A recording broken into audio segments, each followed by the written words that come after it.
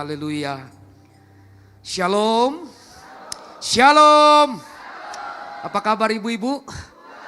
Boleh bilang begini, jempolnya luar biasa, 2, 3. Luar biasa. Pujikan nama Tuhan, terima kasih buat kehormatan hari ini. Saya dipercaya kembali Bapak Gembala, saya berkhotbah di hadapan wanita-wanita yang hebat, saudara-saudara sekalian. Terima kasih dan saya berharap ibu-ibu tidak bosan-bosan melihat saya kalau datang ke Mawar Sarung Jakarta ini. Haleluya. Kalau minggu lalu saya berbicara 4 kali, hari ini 1 kali saja. Terpujilah nama Tuhan. Terima kasih buat Bapak Gembala, Bapak Pendeta Yohanes Dahwai. Terima kasih juga buat Ketua WBI yang juga mempercayakan saya. Dan saya percaya hari ini kita akan sama-sama diberkati oleh Tuhan. Terpujilah nama Tuhan. Hari ini kita akan masuk dalam serial khotbah 13 pencuri kelimpahan wanita. 13 pencuri kelimpahan wanita, di mana seri yang kita bahas hari ini adalah luka hati. Coba ucapkan 2, 3, luka hati. Luka hati. Saya percaya begini Bapak Ibu, bahwa dunia kita ini sedang dalam keadaan terluka. Kita hidup di tengah-tengah dunia yang sedang terluka. Kalau tidak terluka, biasanya melukai. Makanya sebelum saya khotbah, izinkan saya bertanya. Di antara para WBI yang hadir hari ini, siapa di antara ibu-ibu yang tidak pernah terluka? Coba angkat tangannya.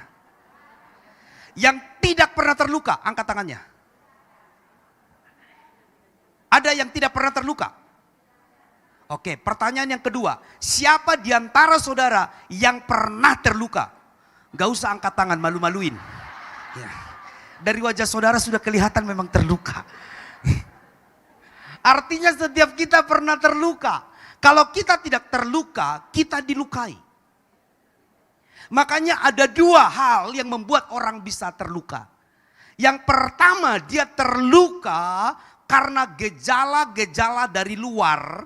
Karena orang lain melukai kita. Kita bisa terluka. Kata-kata teman kita membuat kita bisa terluka. Suami ngomong kita bisa terluka. Menantu kita ngomong kita bisa terluka. Kecuali gembala kalau ngomong gak pernah kita terluka. Katakan amin. Semua orang bisa terjadi itu. Coba tanya Bu, pernah suami melukai? Pernah. Artinya itulah gejala dari luar yang kita gak bisa kendalikan. Orang-orang yang tidak senang dengan saudara bisa melukai saudara. Bahkan di pelayanan pun bisa saling melukai. Faktanya begitu. Yang kedua, orang bisa terluka bukan karena orang lain, tapi karena diri sendiri. Kapan itu Pak? Waktu engkau salah mengambil keputusan. Merasa gagal. Salah memilih pasangan, harapannya ingin menikah seperti Leonardo DiCaprio. Ternyata kenyataannya kok begini Tuhan. Berat amat pernikahanku. Sehingga engkau merasa hidupmu tidak ada sukacita, terluka dengan keputusan itu. Merasa gagal. Kau pernah mau buka usaha, ternyata keputusanmu ngambil usaha itu salah. Pilih rumah ternyata salah. Semuanya salah. Sehingga kau selalu menyalahkan dirimu. Itulah yang membuat orang terluka. Makanya kalau orang terluka belum disembuhkan, rata-rata kata-katanya pasti melukai. Orang kalau sakit dari dalam, perkataannya akan menyakiti. Makanya kalau mau menilai orang ibu, jangan lihat dari pakaiannya, lihat dari perkataannya. Kalau kata-katanya selalu menyejukkan, selalu memberkati, saya pastikan hatinya sudah pulih. Tapi kalau kata-katanya selalu nyakitin orang lain, setiap ngomong nyelekit aja bawaannya. Berarti dia terluka. Iya kan? Karena Alkitab katakan apa yang di dalam itu yang keluar. Bukan makanan yang dari luar yang haram. Kira-kira babi itu haram gak?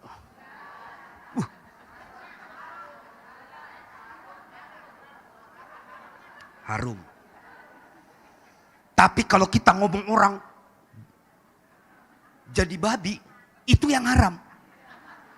Itu yang melukai. Itu yang menyakiti. Makanya Bapak Ibu, ibu-ibu khususnya hari ini, jaga hati. Karena Alkitab katakan dari situlah terpancar kehidupan. Orang kamu mau lihat seseorang Bu, jangan lihat dari lipstiknya. Buat apa lipstikmu Singapura, dari Singapura? Tapi ngomongnya belepotan, nyakitin orang, mending buatan glodok.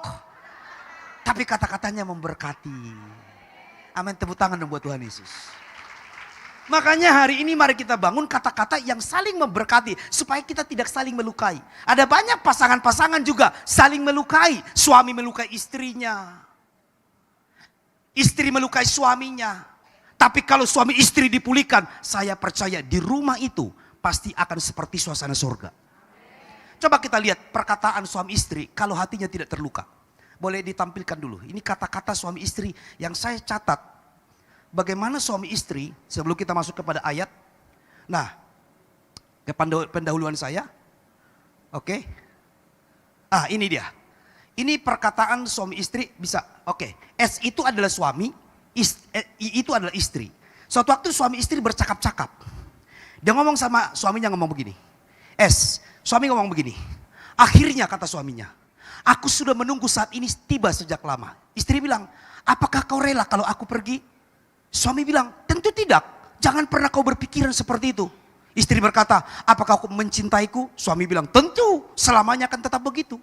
Lalu istri bilang, apakah kau pernah selingkuh? Tidak. Aku tidak pernah melakukan hal buruk itu. Lalu istri berkata, maukah kau menciumku? Suami berkata, ya. Istri berkata, sayangku. Ini perkataan suami istri kalau tidak terluka. Tapi kalau sudah terluka, ini juga kata-katanya. Tapi mulai dibaca dari bawah. Istri berkata begini, sayangku. Suami berkata, ya. Maukah kau menciumku? Tidak. Aku tidak akan pernah melakukan hal buruk itu. Lalu istri berkata, apakah kau pernah selingkuh? Tentu, selamanya akan begitu. Apakah kau mencintaiku? Tentu tidak. Jangan pernah kau berpikiran seperti itu. Lalu istri berkata, apakah kau rela kalau aku pergi? Akhirnya aku sudah menunggu saat ini tiba sejak lama.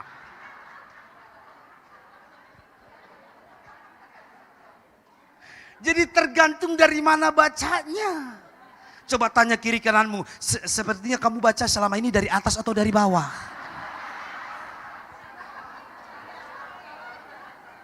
Jangan-jangan bacanya dari bawah. Makanya hari ini ibu-ibu, jangan sampai engkau dan saya tidak mengalami sukacita karena dalam hidupmu selalu terluka. Nah, hari ini kita mau belajar. Saya mau ajar kita sama-sama hari ini. Belajar dari satu tokoh wanita yang hebat yang dipakai Tuhan. Yang pernah terluka, pernah disakiti, pernah dihina, pernah direndahkan. Tapi karena wanita ini punya respon yang benar, dia tidak membalas setiap luka itu. Akhirnya wanita ini dipulihkan. Bahkan begini, bukan hanya dipulihkan, keturunannya pun dipakai Tuhan. Yang hingga sampai hari ini, oleh keturunan itu kita boleh berkumpul hari ini. Karenanya kita belajar yuk sama-sama dari 1 Samuel 1 ayat yang pertama sampai dengan 20. Mari kita baca firman Tuhan, saya jemput kita bangkit berdiri. Haleluya, puji Tuhan. Kita akan lihat hari ini sama-sama dari 1 Samuel 1 ayat 1 sampai 20 kita bergantian baca. Demikianlah firman Tuhan, lahirnya Samuel. Ada seorang laki-laki dari Ramataim, Jovim dari pegunungan Efraim. Namanya Elkana bin Yoraham bin Elihu bin Tohu bin Yuf, seorang Efraim. 23.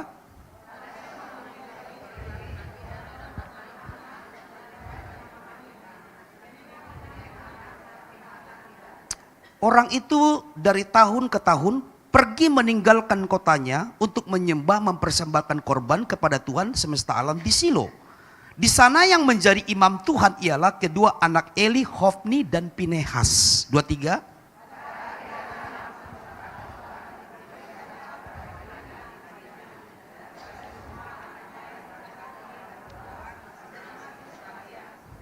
Meskipun ia mengasihi Hana, ia memberikan kepada Hana hanya satu bagian, sebab, dengar firman, sebab Tuhan telah menutup kandungannya. 23.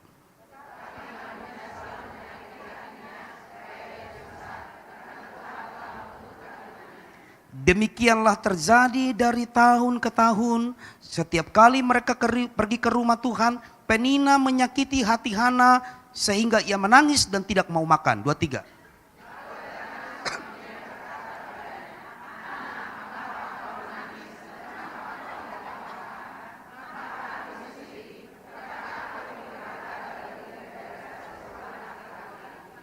Pada suatu kali setelah mereka makan, minum di Silo, berdirilah Hana sedang Imam Eli duduk di kursi dekat pintu bait suci. 23.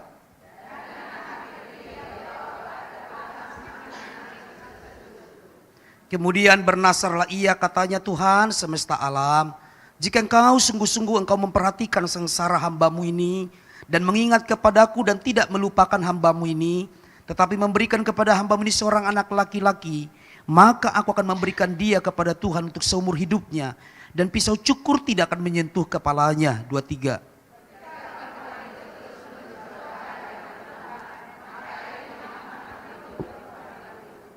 Dan karena Hana berkata-kata dalam hatinya dan hanya bibirnya saja yang bergerak-gerak, tapi suaranya tidak kedengaran, maka Eli menyangka perempuan itu mabuk. 23.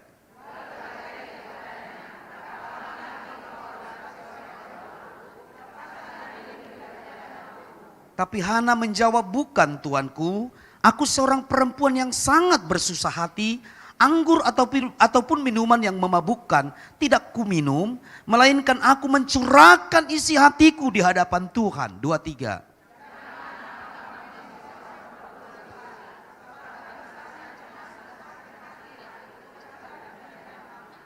Jawab Eli, pergilah dengan selamat dan Allah Israel akan memberikan kepadamu apa yang kau minta daripadanya. 23.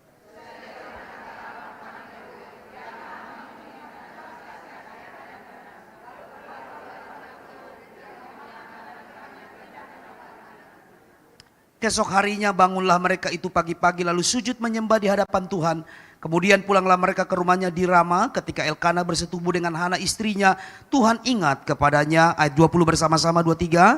Maka setahun kemudian mengandunglah Hana dan melahirkan seorang anak laki-laki yang menamai anak itu Samuel. Sebab katanya, aku telah memintanya kepada Tuhan. Amin. Silakan duduk ibu-ibu.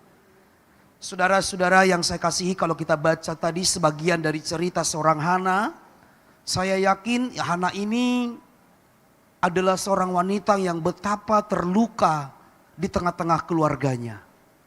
Bagaimana memang dicatat di Alkitab suaminya sangat mencintai dia, tetapi di satu sisi suaminya pun mencintai yang satu, yaitu Penina.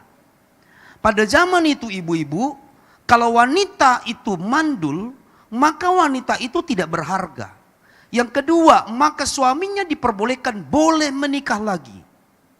Yang ketiga, kalau wanita pada zaman itu tidak mengandung atau melahirkan, maka bisa dikatakan kategorinya wanita ini adalah orang yang terkutuk. Betapa hancurnya hati seorang Hana.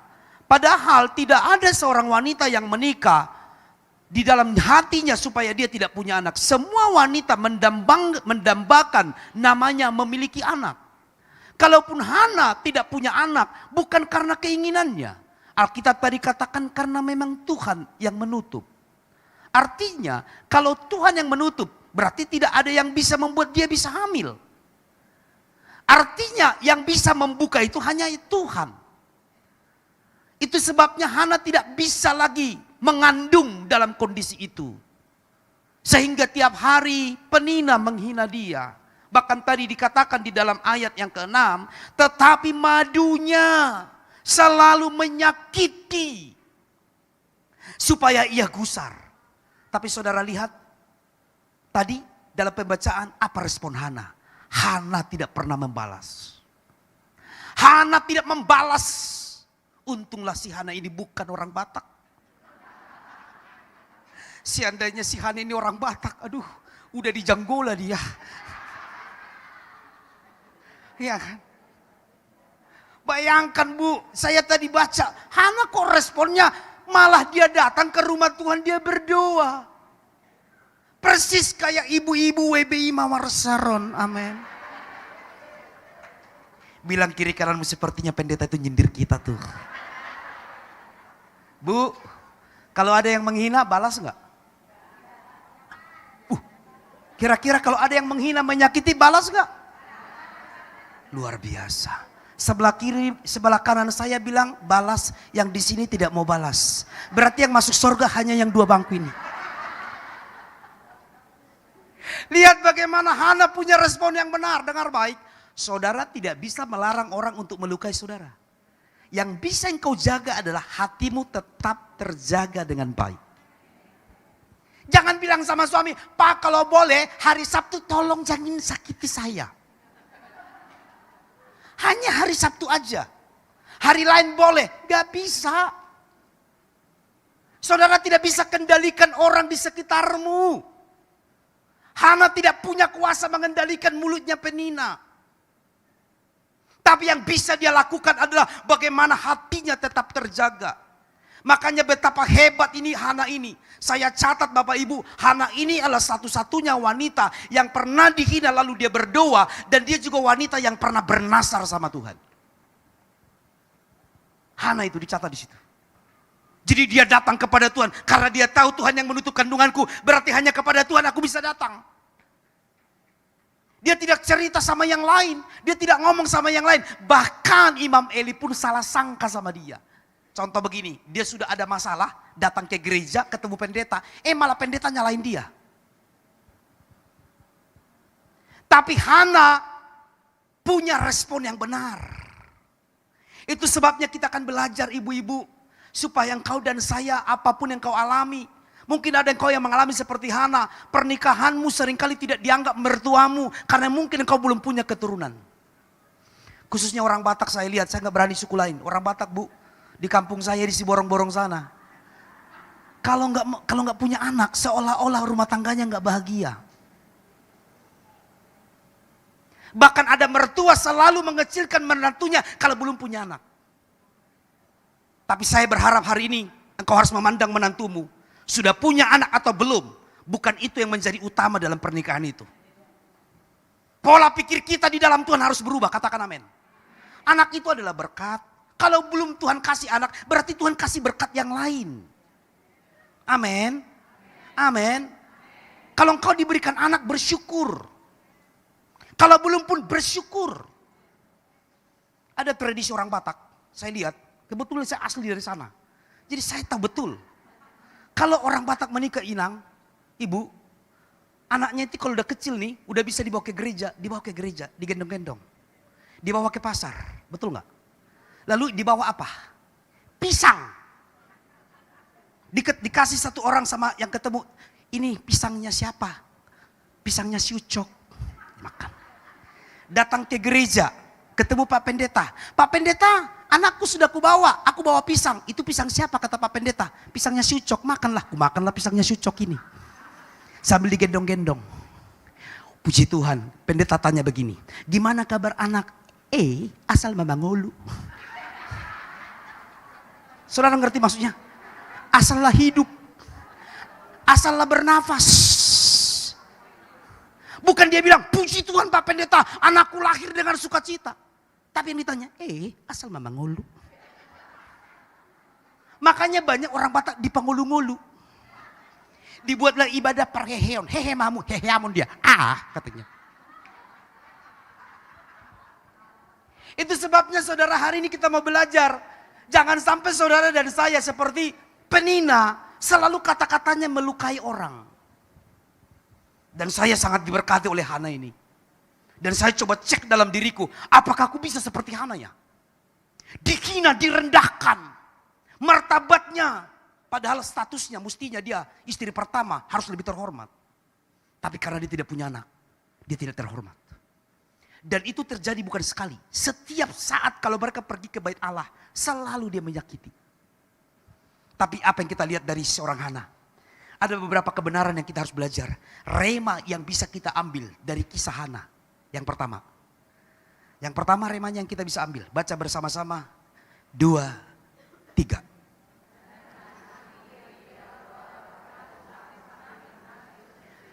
Dengan hati yang pedih, ia berdoa kepada Tuhan sambil menangis. Rema yang pertama adalah dikatakan luka hati itu tidak dapat disembunyikan dari hadapan Tuhan.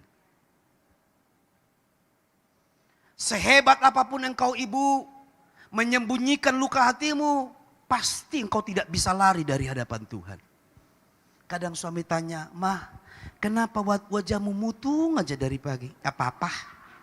Gak apa-apa. Muram aja kamu itu mah dari pagi." "Gak apa-apa, biasa aja." engkau boleh bohongin suamimu. Tapi Tuhan tahu isi hatimu. Saya pernah tanya istriku, entah kenapa setan apa tiba-tiba pagi datang. Kulihat kok wajahnya kok muram. Apakah tidak ada uang belanja? Tapi pikir-pikir, karena kan tergantung wajah wanita ini tergantung setoran suami juga kadang kan. Kalau suami lancar setorannya, dia juga bergembira. Jadi cek and recheck dulu. Sepertinya pasnya. Ku bilang begini, kamu kalau boleh jangan mutung wajahmu pagi-pagi. Kita kehilangan sukacita.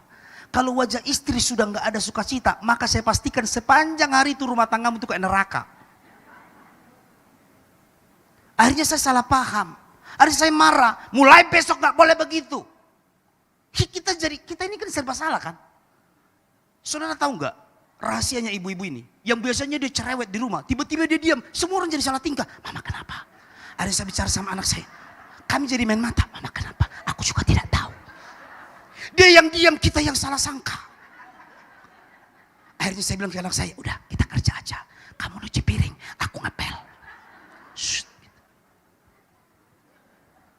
Lalu saya tanya sama istri, siang-siang, tolong dulu jujur, kamu kenapa mukamu muram? Dia bilang, aku lagi sakit gigi loh Pak. Inango dalam hatiku. Kita ini kan, kita lihat wajah orang, kita langsung prediksi begini. Ternyata nggak begitu. Padahal kita udah terluka. Salah sendiri kenapa salah menyimpulkan. Karena memang manusia berusaha menutupi. Tapi dengar baik. Di mata Tuhan tidak bisa ditutupi. Itu yang dilakukan Hana. Dia terluka, dia mengalami 2 luka besar. Tidak memiliki anak. Dan terus dihina. Ini luka besar ini. Kehormatan wanita kan 2 ini. Punya anak. Dan dia harus dipuji. Tapi ini terbalik. Sudah gak punya anak, dilecehkan. Makanya wanita kan paling senang kalau dengar pujian. Makanya kalau wanita kalau sudah diremehkan Pak, Ibu, waduh. Makanya selalu kalau ada kaum pria di sini, bagaimana supaya istrimu itu bisa bersuka cita, puji dia. Kalau perlu pujianmu bikin kakinya tidak melayang lagi di atas permukaan bumi.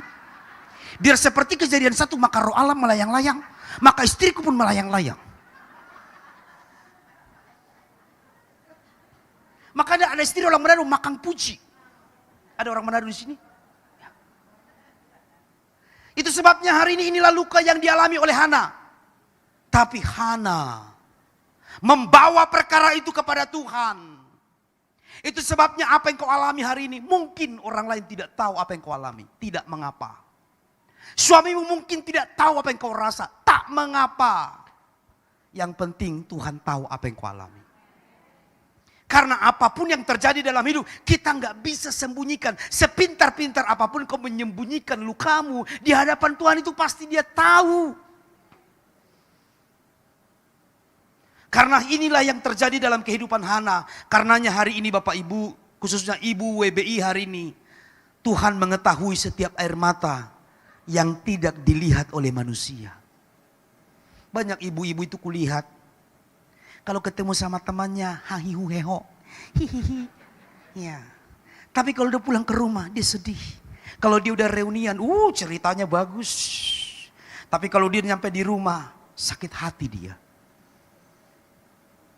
Kalau reuni kan orang semua menceritakan kebaikan kan? Cerita tentang reuni kita cerita dulu, amin. Ya, jadi ternyata begini, dibuat penelitian, orang yang reuni usia 40 tahun, ceritanya beda. Yang dibicarakan orang yang reuni 40 tahun, pasti yang ditanya, anakmu berapa? Betul nggak? Kerjamu apa? Mobilmu apa? Itu kalau orang 40 tahun.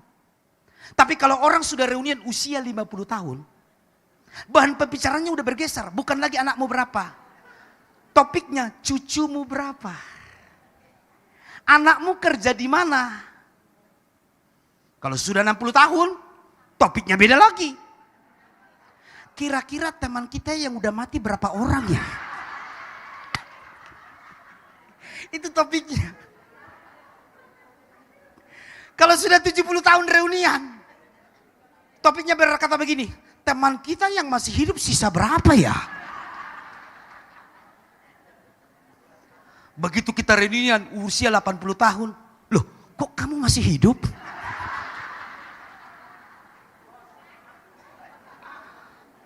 Artinya setiap orang reunian punya cerita masing-masing.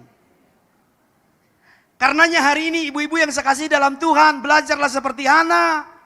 Setiap luka yang kamu alami, bawa kepada Tuhan. Karena hanya Tuhan yang mengerti setiap luka itu. Kadang kalau kita cerita luka kita sama orang, belum tentu dia prihatin. Malah yang ada kita dikatain. Ditolong kagak, diomongin iya. Ada orang itu di gereja ini. Pakai baju apa? Batik.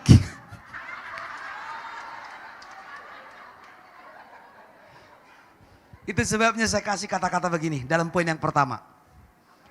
Poin yang pertama nih, ini quote-nya nih, ini keren banget ini. Ini saya bawa langsung dari Jonggol.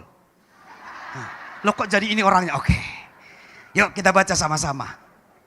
Tidak perlu berpura-pura kuat di hadapan Tuhan. Dia sudah mengetahui setiap luka yang sedang kau sembunyikan. Tidak perlu berpura-pura kuat.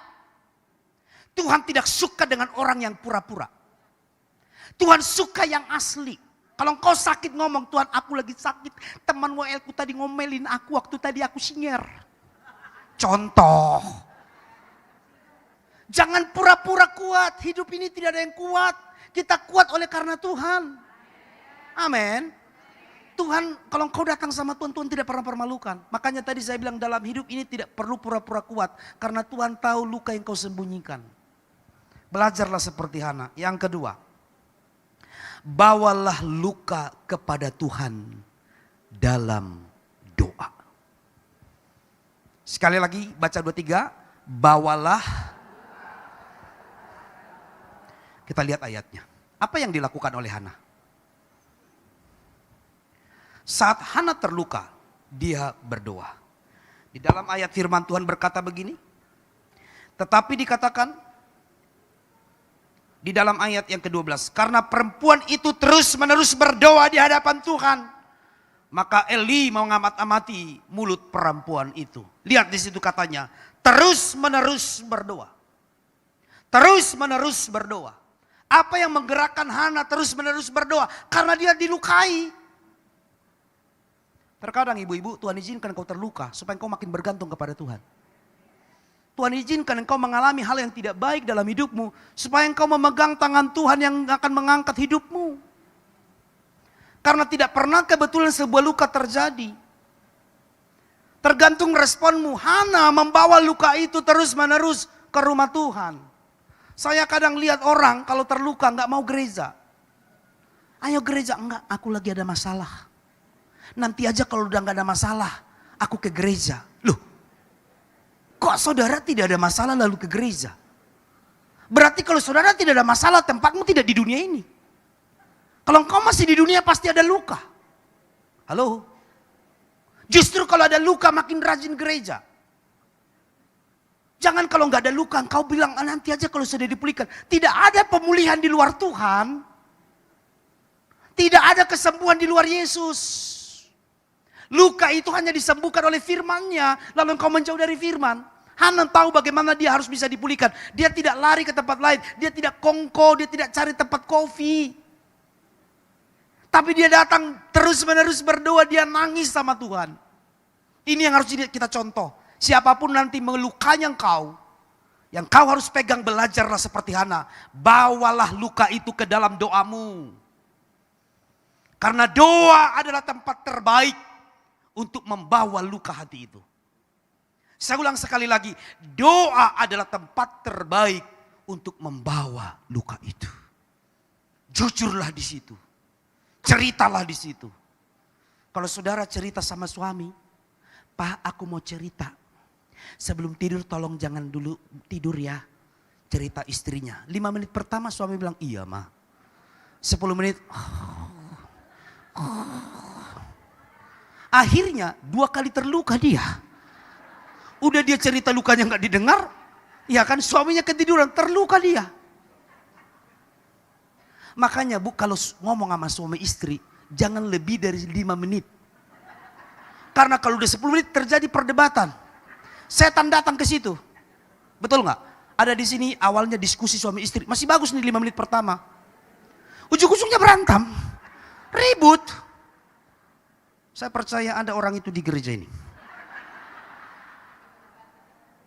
Hanya rencananya mau menentukan satu rumah. Istri bilang aku maunya rumahnya sebelahnya pink. Karena suaminya pelaut, saya maunya sebelah kanan biru. Aduh nanti bagaimana kalau biru sama pink? Gak apa-apa. Ya udah sepakat. Di dalamnya begini, saya maunya warna hijau. Biar menggambarkan adalah pertumbuhan rohani kita. Ih rohani banget. Ujung-ujungnya Bu, semua cat rumah ditaruh di rumah itu. Semua warna. Akhirnya muncullah nyanyi pelangi-pelangi alangkah indahnya. Semua direncanakan, ujung-ujungnya kagak jadi. Terluka. Saya pernah punya pengalaman begitu. Mah, yuk kita makan di keluar sesekali. Makan. Biasanya kalau suami itu kan selalu jawabnya, terserah makan apa. Betul nggak? Istri tanya, kita makan apa? Terserah. Ya udah, jalanlah. Nyampe di tempat makan. Oh ini aja.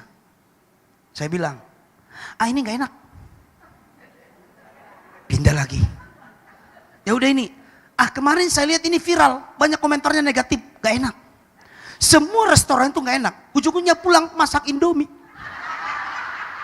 Cerita lagi Indomie. Itu yang sering terjadi. Ujung-ujungnya di rumah makan diam. Dia juga diam. Dalam hati Tuhan, salah apakah aku ini? Tadi kami berangkat dengan sukacita, pulang kok begini amat Tuhan. Inilah ceritaku, apa ceritamu? Itu sebabnya ibu-ibu yang saya kasih dalam Tuhan. Kalau engkau cerita lukamu sama orang, termasuk kepada pasanganmu sekalipun, belum tentu dia mengerti luka yang kau alami. Tapi kalau engkau doa, engkau bawa kepada Tuhan, pasti dia tahu apa yang kau alami.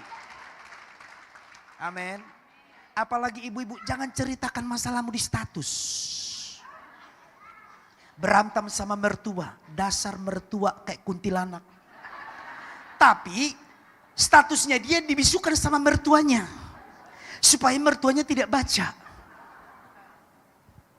Dibikin semuanya status-statusnya. Apapun yang sakit ditaruh di status. Apapun yang melukainya dibawa di status. Ujung-ujungnya apa? Orang akan nilai saudara, ini ibu terluka aja. Tidak semua orang yang melihat statusmu itu senang atau dia prihatin dengan keadaan dukamu. Belum tentu dia mengerti, belum tentu dia peduli. Yang mengerti cuma Tuhan. Makanya kalau ketemu orangmu jangan terlalu ceritakan kesusahanmu. Karena begini, kalau kau cerita sama temanmu yang punya kesusahan, begitu kau cerita ternyata kesusahan dia lebih banyak. Itu kan.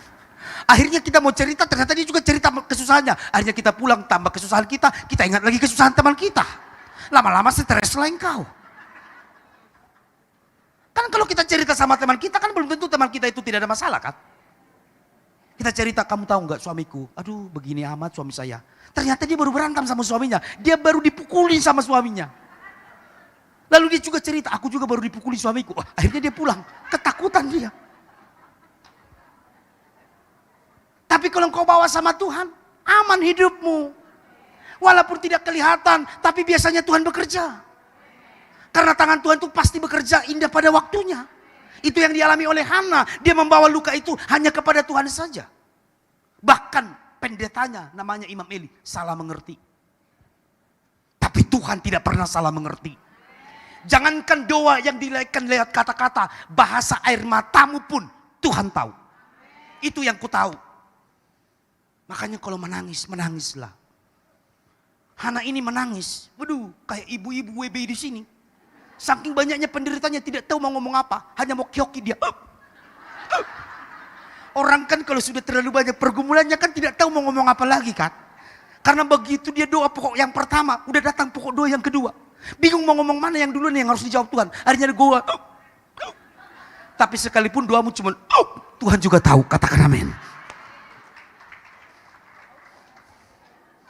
Makanya hari ini ibu-ibu, Pelajarannya adalah jangan biarkan luka membuatmu menjauh dari Tuhan. Justru bawalah luka itu ke hadapannya, karena di sana ada penghiburan. Dan coba baca sekali lagi, 23. Jangan biarkan luka membuatmu menjauh dari Tuhan. Justru bawalah luka itu ke hadapannya, karena di sana ada penghiburan dan pemulihan. Amin. Tepuk tangan dong buat Tuhan Yesus. Jadi kalau ada WBI terluka ke sini, jangan bawa ke tempat yang lain, bawa ke sini. Bilang kiri kananmu, bawa ke sini. Biar kita keroyok persoalan itu dalam doa. Iya kan? Iya. Jangan bawa ke tempat lain. Saudara, jalan-jalan boleh. Jalan-jalan itu bukan mau melepaskan stres. Bukan. Karena kalau kau jalan-jalan ke puncak melepaskan stres, belum nyampe puncak udah stres duluan di jalan. Mau kemana bu? Mau jalan-jalan. Ngapain melepaskan stres? Begitu dia berangkat dari Kelapa Gading sampai dia ke Bogor, dia macet 5 jam di jalan. Stres lagi dia di jalan. Nyampe di puncak tanpa stres. Makanya jalan-jalan itu bilang begini, aku mau jalan-jalan menikmati kebaikan Tuhan. Karena kalau saudara jalan-jalan melepaskan stres, pulang juga stres lagi. Jalan-jalan ke Bali, udah ke Bali aja kalau begitu. Begitu jalan-jalan ke Bali, nggak stres dia. Begitu nyampe di sana, 1 minggu dia pengeluaran banyak, pulang stres dia melihat semua tagihan. Tapi kan kalau kita bawa ke rumah Tuhan kan, hanya modal persembahan aja, dapat juga nasi. Doa kita dijawab, hebat orang Kristen ini, tepuk tangan dulu buat Tuhan Yesus. Iya kan? Hanya bawa hidup aja kepada Tuhan, pulang kita dipulihkan Tuhan. Kurang apa Tuhan itu? Makanya jangan bawa persoalanmu kepada tempat lain, bawalah ke rumah Tuhan di tempat ini. Makanya Bapak Gembala kita membangun gereja ini besar, supaya semua persoalan jemaat dibawa ke sini. Untuk dilepaskan dan dipulihkan, seperti Hana ini. Tepuk tangan buat Tuhan Yesus. Yang ketiga, udah mau selesai khotbahnya, gak usah panjang-panjang. Asa dong mersugut Pak. Yang ketiga, haleluya. Kita baca yang ketiga, rema yang kita ambil dari Hana. Jangan izinkan luka menjadi kepahitan. Lihat bagaimana Hana akhirnya. Ketika dia dilukai, respon Hana bagus. Dia tidak menjadikan luka itu menjadi kepahitan. Hana tidak membiarkan luka menguasai dirinya. Tapi ia tetap datang beribadah dan tetap berharap kepada Tuhan. Ini keren banget. Kenapa kamu gak gereja? Malas. Masa aku ke gereja? Pas asernya musuhku pula. Masa WL-nya dia melulu? Kapan aku aser melulu jabatanku? Sakit hati melulu kerjanya. Makanya hari ini Hana lihat. Jangan izinkan luka menjadi kepahitan. Karena banyak wanita menjadi pahit karena luka yang tidak diserahkan kepada Tuhan. Banyak wanita menjadi pahit karena lukanya tidak diserahkan kepada Tuhan. Makanya serahkan semua lukamu itu kepada Tuhan. Jangan izinkan itu menjadi kepahitan. Efesus 4 ayat 31 berkata, segala kepahitan, kegeraman dan kemarahan hendaklah dibuang dari antara kamu. Baca 23. Segala kepahitan, kegeraman dan kemarahan hendaklah dibuang dari. Makanya yang ketiga, jangan izinkan luka menjadi kepahitan. Orang boleh lukai saudara, tak mengapa. Tapi jangan simpan itu. Orang kalau nyimpan luka bu, kau gak bisa tidur. Miring kanan gak bisa, miring kiri gak bisa. Pindah ke sofa gak bisa, nonton YouTube gak bisa. Sampai jungkir balik pun gak bisa. Karena engkau pahit. Dibuat penelitian. Orang yang kepahitan, metabolismenya itu remah. Gampang terserang penyakit. Karena engkau telah menyediakan tempat untuk itu. Saya banyak layani bu, orang penyakit di rumah sakit. Cancer, jujur. Ternyata cek and recheck. Dokter sudah lakukan. Yang terjadi, ternyata banyak saya layani, dia kepahitan. Sehebat apapun resep dokter, kalau bukan dari dalam, itu gak bisa. Makanya hati-hati bu, penyakit kepahitan ini akan menggerogoti jiwamu. menggerogoti pikiranmu, menggerogoti pertumbuhan sel-sel dalam tubuhmu. Itu benar, itu kata Alkitab, hati yang gembira adalah obat. Itu sebabnya hari ini jangan izinkan luka itu menjadi kepahitan. Jangan simpan di sini. Halo Bu, jangan simpan di sini. Supaya apa? Engkau mengalami kebaikan Tuhan itu. Saya tidak sedang berkata, kalau begitu Pak Pendeta, berarti manusia ini tidak pernah dong kepahitan. Ada. Tapi jangan simpan terlalu dalam. Yang rugi bukan orang lain, karena kepahitan itu bagaikan racun. Yang menggerogoti tubuhmu. Kita berharap kita marah sama dia, kita pahit sama dia. Berharap dia kena hukuman. Salah. Sama dengan orang minum racun. Kalau orang minum racun, siapa yang mati? Musuhnya atau orang yang minum? Yang minum. Berantem sama suami. Berharap engkau minum racun. Aku minum racun. Biar kau senang. Benar. Senang suaminya. Suaminya bilang, kalau boleh lebih cepat lebih baik. Karena tadi yang berkata, akhirnya sudah lama aku menunggu itu. Kau ancam-ancam suamimu. Jangan diancam, suami gak boleh diancam. Suami kalau diancam harga dirinya, kalau aku mati nanti gimana? Suami bilang, Pak kawin. Kenapa rupanya? Gak perlu kau suruh juga. Makanya hari ini Bu, kalau hatimu udah beres. Ini sudah beres. Kelimpahan itu terlalu mudah bagi kita. Amin. Kenapa kelimpahan itu selalu kita bicara kelimpahan? Ini kan yang dibuat oleh Bapak Gembala supaya kita mengalami pemulihan-pemulihan bertahap. Supaya kalau engkau diberkati, ini sudah siap, wadahnya sudah siap, katakan amin. Kau tinggal bilang, Tuhan, aku sudah menyelesaikan serial khotbah 13 loh. Tinggal aku minta kelimpahan itu. Langsung dia bilang begini, malaikat kirimkan kepada ibu WLI yang tadi itu. Langsung datang berkatnya. Begitu kirim malaikat, pas mau diturunkan, malaikat lapor. Tadi saya mau turunkan, ternyata dia baru menyelesaikan 12 pencuri kelimpahan, satunya belum. Dia masih luka hati. Yesus bilang, bawa balik. Kasih ke Asar yang tadi itu. Karena belum beres. Makanya kan kalau berkat itu ibu, bukan karena usaha kita. Berkat Tuhan yang menjadikan kaya, susah payahmu tidak menambahinya. Yang penting beres dulu hati kita, katakan amin. Bilang kiri kananmu, kamu harus beres dulu. Iya. Ampuni dia. Enak kali dia Pak Pendeta. Ke aku sih mau ngampunin. Tapi kalau edaku itu, yang kayak monyet itu datang minta maaf. Hilangnya perbeda. Gak akan kuampuni dia. Kalau dia sudah datang si monyet itu, baru aku minta maaf. Edaknya dibilang si monyet. Berarti kalau edamu si monyet, berarti itoknya itu apa itu?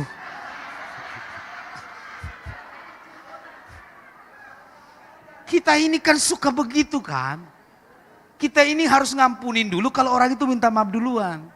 Padahal Tuhan tidak mengajarkan begitu. Orang bersalah tanpa perlu dia minta maaf, engkau harus ngampunin. Itu kata Yesus. Standar Yesus itu di atas dari rata-rata. Dunia mengajarkan engkau harus memaafkan kalau dia minta maaf. Tapi Yesus berkata tidak begitu. Ampunilah dia. Walaupun dia tidak minta maaf. Itu keren banget. Jadi waktu suami bikin salah.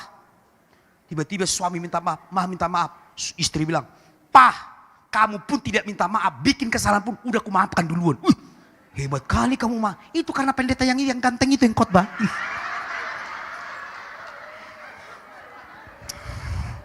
Haleluya.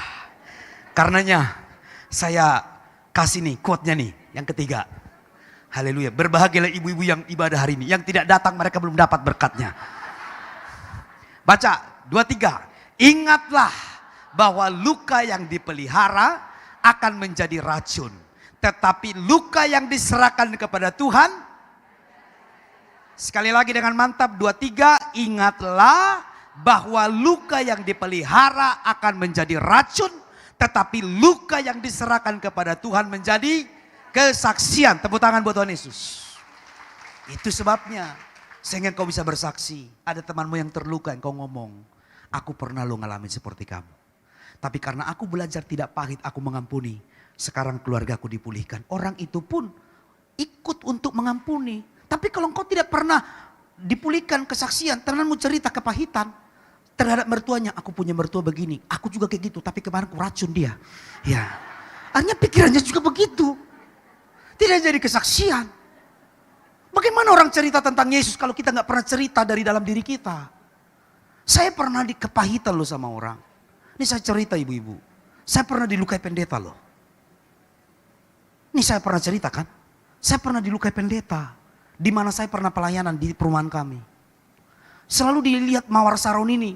Selalu ditekan-tekan melulu. Sampai saya mengusulkan kependetaan saya. Bapak Gembala tahu itu. Untuk saya masuk kepada kependetaan. Itu sampai hampir 10 tahun saya tunggu. Padahal saya udah gembala mengembarkan ratusan hampir 1.000 orang.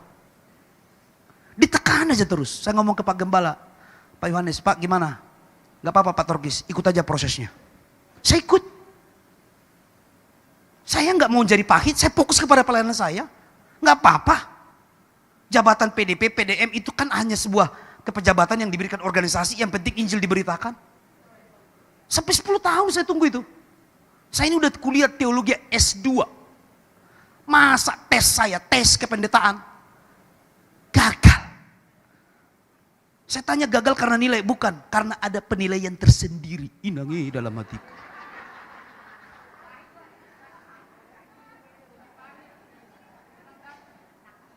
Untung udah beres sinababan ini. Kalau enggak, ku giling dia. Tapi aku belajar mengampuni. Gak apa-apa Tuhan. Gak apa-apa.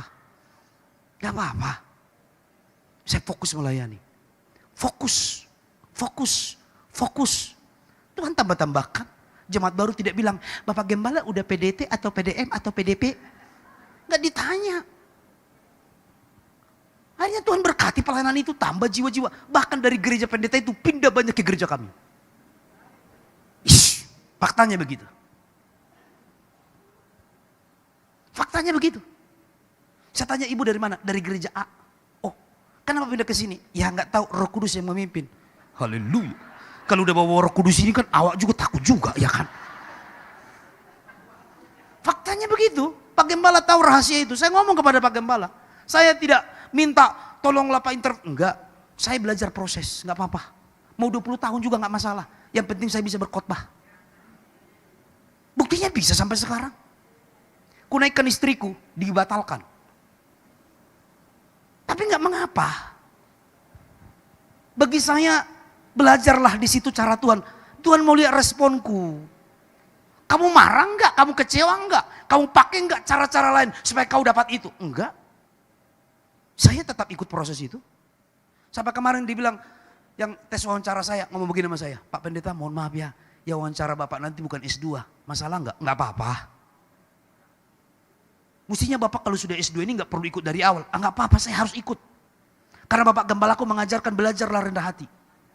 Saya ingin menunjukkan bahwa walaupun kita punya nama besar GBI, sekalipun itu saya bawa, saya belajar mau rendah hati. Supaya jadi kesaksian buat pelayan Tuhan. Sehingga pelayan Tuhan yang saya pimpin, mereka tidak mengejar jabatan di pelayanan. Ketika saya kasih misalnya teguran, mereka nggak sakit hati. Oh saya juga belajar kok. Sehingga mereka semua belajar dengan melayani dengan sukacita. Yang penting kan kita melayani Tuhan, nama Tuhan ditinggikan, kerajaannya ditegakkan, banyak jiwa diselamatkan. Bahkan ada satu pendeta, nyata-nyata dia mengusir saya. Karena dilihat perkembangan gereja ini. Kok gereja itu 3 kali ibadah kita masih sekali? Saya bilang, kok tanya saya, tanya Tuhan lah. Setiap orang kan punya kapasitas. Tema khotbah kita kemarin kan perbandingan diri. Berkat saya dengan pendeta lain gak boleh saya pisah-pisahkan. Gak boleh saya banding-bandingkan. Tapi apa yang ada padaku, ku kerjakan. Kalau Tuhan kasih 1, ku kerjakan. Biar Tuhan tambahkan jadi 2. Setia aja perkara kecil. Akhirnya ibu-ibu, ini saya kisah nyata nih. Orang yang mengusir saya itu, beberapa bulan yang lalu dia dipanggil Tuhan. Iya, meninggal. Saya lagi di Israel itu, memimpin rombongan. Saya telepon ke pengerja, siapkan kasih bunga papan. Kasih kursi, kasih uang kas gereja, bantu mereka. Gak boleh kita senang kalau orang yang berduka. Alkitab katakan menangislah dengan orang yang menangis. Pengerja bilang, Pak Pendeta nggak salah nih. Kenapa? Apa yang salah? Kok Bapak diperlakukan begitu? Alkitab berkata, kalau ada orang berbuat jahat, balaslah dengan yang baik. Kita tidak punya urusan dengan orang itu. Yang kita punya urusan dengan firman. Akhirnya pengerja kirim bunga papan. Apalagi yang dibutuhkan. Sampai saya utus pengurus gereja. Tanya gereja itu, apa yang dibutuhkan? Kami butuh kursi Pak, kirim.